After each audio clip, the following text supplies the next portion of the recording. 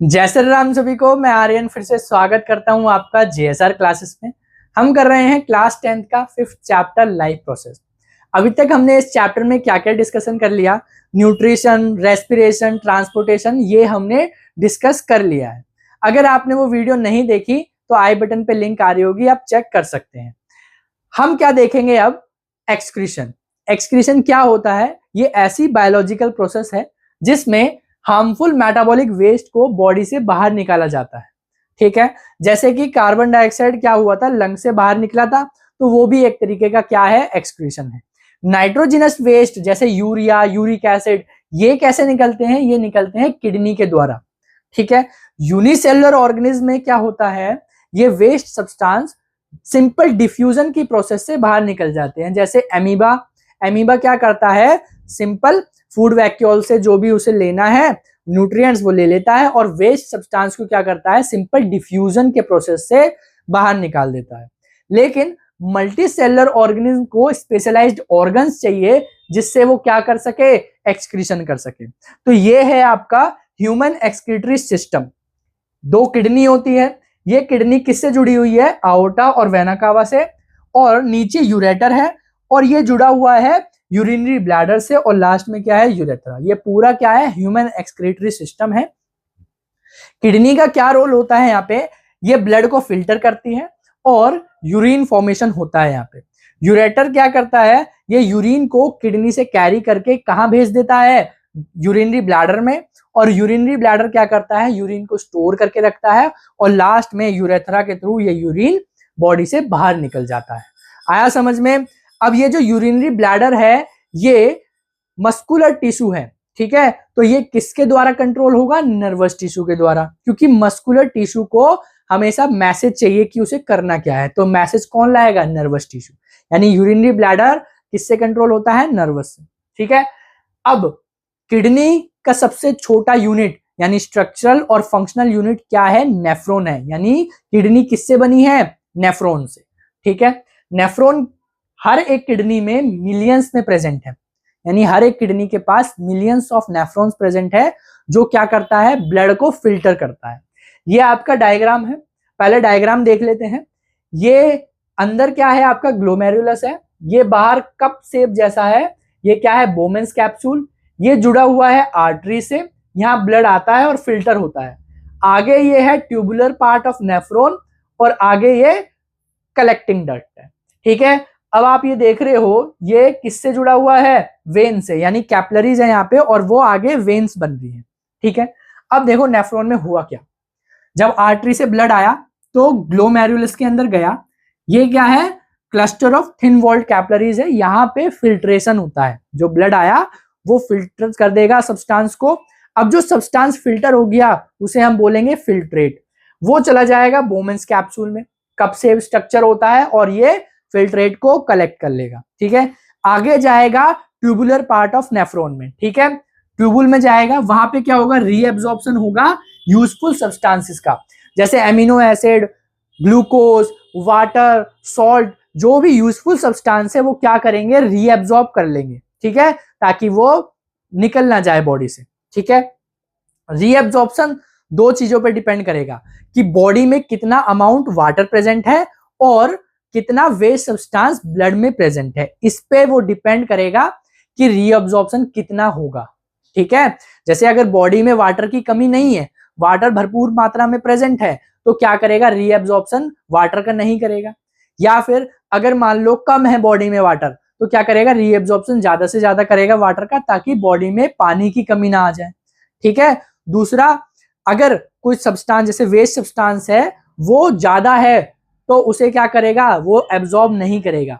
अगर कम है तो पानी को क्या करेगा, एब्जॉर्ब करेगा। तो सॉल्यूट पे भी डिपेंड करता है, यानी कि सब्सटेंस कितना डिसॉल्व है उस पे भी डिपेंड करता है रीअब्जॉर्प्शन कितना होगा।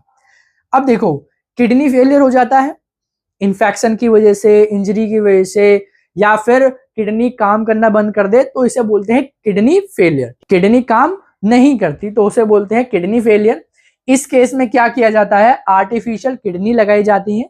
ये एक ऐसा डिवाइस है जिसमें नाइट्रोजिनस वेस्ट को बॉडी से या ब्लड से बाहर निकालते हैं और इस प्रोसेस को बोलते हैं डायलिसिस। होता क्या है, इसमें बहुत सारे ट्यूब्स होते हैं जो सेमी परमिएबल मेम्ब्रेन के होते हैं, यानी कि ये ब्लड को छोड़ के बाकी सारे सब्सटेंस को क्या करते हैं, निकाल सकते हैं। ठीक है, इस मेम्ब्रेन से पास हो सकते हैं ब्लड को छोड़ के बाकी सारे सब्सटेंस, यानी नाइट्रोजनस वेस्ट। अब ग्लूकोज, एमिनो एसिड, ये सब भी क्या हो सकते हैं, इससे पास हो सकते हैं, बस ब्लड नहीं होता।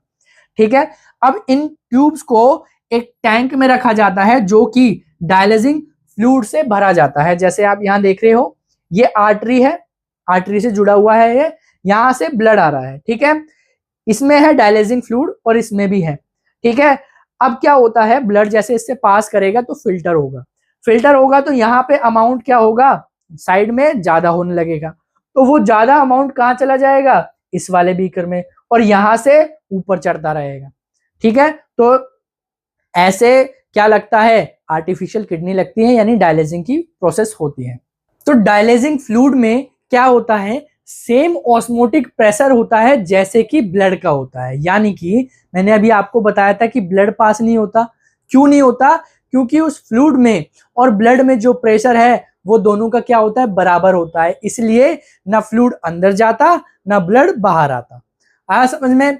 और इस डायलिसिंग फ्लूइड में कोई भी नाइट्रोजनस वेस्ट सब्सटेंस नहीं होते। ठीक है, अब इसमें एक ड्रॉबैक है, no reabsorption occurs in artificial kidney. मैंने अभी बताया था ना, ग्लूकोज, एमिनो एसिड अगर ये बाहर निकल जाए तो इनका रीअब्जॉर्प्शन नहीं होता। तो ये क्या है, ड्रॉबैक है। हमारी जो किडनी थी वो क्या कर रही थी, रीअब्जॉर्ब कर रही थी, उन्हें वेस्ट नहीं जाने दे रही थी, है ना। तो ये आर्टिफिशियल का किडनी का ड्रॉबैक है। हेल्दी किडनी क्या करती है, 180 लीटर फिल्ट्रेट बनाती है डेली, उसमें से 1 से 2 लीटर यूरिन एक्सक्रीट कर देती है, बॉडी से बाहर निकाल देती है, और जो बाकी बचा हुआ फिल्ट्रेट है वो रीएब्जॉर्ब होता है। यानी कि जैसे मान लो 1 लीटर फिल्ट्रेट हुआ, उसमें से कुछ अमाउंट यूरिन बना और वापस एब्जॉर्ब हो गया, फिर दोबारा ब्लड क्या हुआ, वापस आया घूम फिर के, फिर क्या हुआ, वो फिल्ट्रेट हुआ और फिर कुछ यूरिन बना और वापस वो एब्जॉर्ब हो गया। ठीक है, तो ऐसे ही टोटल 180 लीटर फिल्ट्रेट बनता है हेल्दी किडनीज में, और 1 से 2 लीटर यूरिन बनता है, और बाकी वापस क्या हो जाता है, रीएब्जॉर्ब हो जाता है।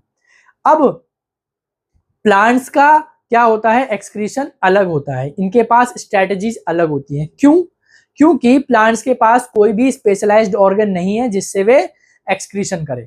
तो ये कैसे एक्सक्रीशन करते हैं, जैसे गैसियस वेस्ट है, ऑक्सीजन निकल रहा है फोटोसिंथेसिस के दौरान, कार्बन डाइऑक्साइड रिलीज हो रहा है रेस्पिरेशन के दौरान। तो मतलब दोनों वेस्ट है अलग अलग टाइम पे, फोटोसिंथेसिस के टाइम पे ऑक्सीजन वेस्ट है, रेस्पिरेशन के टाइम पे कार्बन डाइऑक्साइड वेस्ट है।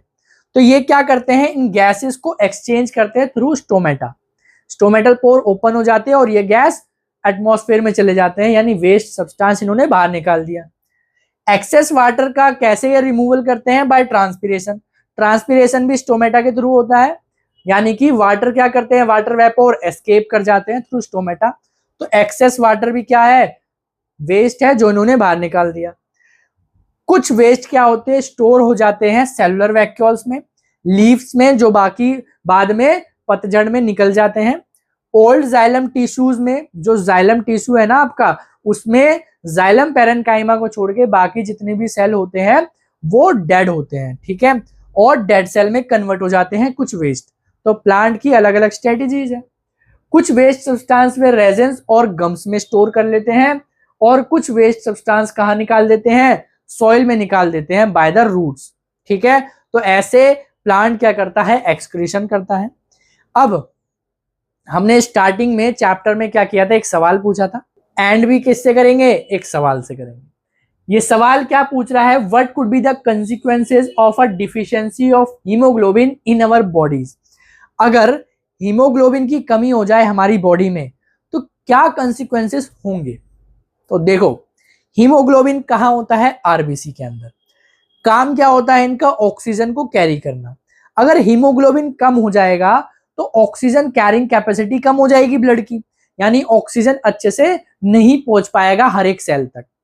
तो ये तो हो गया कंसिक्वेंस। इससे होगा क्या, एनीमिया की बीमारी हो जाएगी, फटीग और वीकनेस हो जाएगी, क्योंकि सफिशिएंट ऑक्सीजन हमारी बॉडी में नहीं पहुंच रहा, तो एनर्जी नहीं बन रही, तो यानी थकावट होगी और वीकनेस होगी। शॉर्टनेस ऑफ ब्रीथ होगी, यानी कि ब्रीथ आप सही से नहीं ले पाओगे, डिजीनेस हो जाएगी, चक्कर आने लगेंगे, पेल स्किन हो जाएगी, कंसंट्रेशन पुअर हो जाएगा, कहीं पे आपका मन नहीं लगेगा और हार्ट बीट इंक्रीज हो जाएगी, क्योंकि हार्ट को क्या करना है भाई, उसको तो ब्लड पंप करना है और ऑक्सीजन पहुंचाना है। तो क्या करेगा, हार्ट बीट तेज हो जाएगी, जिससे वो कोशिश करे कि वो ऑक्सीजन की सप्लाई रिक्वायर्ड अमाउंट में पहुंचा सके। तो कोशिश तो करेगा ही हार्ट, इसलिए क्या होगा, हार्ट बीट इंक्रीज हो जाएगी। तो यही था इस चैप्टर में। चैप्टर आपका हो गया है खत्म। मिलते हैं हम आपको नेक्स्ट चैप्टर में, तब तक के लिए जय हिंद जय भारत।